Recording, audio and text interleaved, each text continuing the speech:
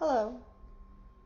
So today I'll be talking about pediatric patient considerations during X-ray exams. So when performing an X-ray exam on a pediatric patient, one should always take into consideration the patient's age and their state of mind. Pediatric age can range anywhere from infants up to about 17 years old. Pediatric patients can be categorized as infants, toddlers, preschoolers, school-aged children, and adolescents.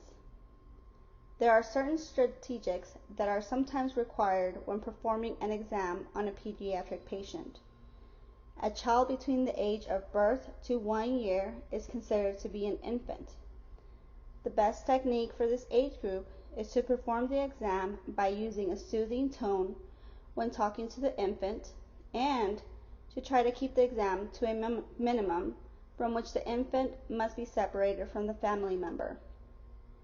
A toddler is considered a patient from 1 to 3 years old and usually requires communication through very simple words or phrases that they are familiar with. This is why it is very important to have good interpersonal skills. The next age group are preschoolers aged from 3 to 5 years old. This is the age where they are still unable to think reasonably and requires a technologist to keep them involved during the whole exam. This can include offering them stickers of their favorite cartoon characters, or even offering them a candy if the hospital policy permits, or the parents.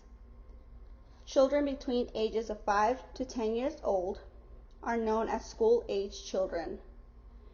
During this exam, children are able to understand and rationalize, especially when you have gained their trust. This is the age where a method described by Dr. Broder, a chief radiologist, can be very helpful. The method consists of the technologist squatting down to the patient's eye level so that they can begin to build that positive relationship and trust with the child that will help throughout the exam. Last but not least, we have the older patients that can range from 10 to 17 years of age. During this age, patients are usually more aware of their body and surroundings. It is important to give them as much privacy as possible, especially when the exam requires them to change into a gown. This also includes communicating with them as if they were adults and describing what the exam will consist of.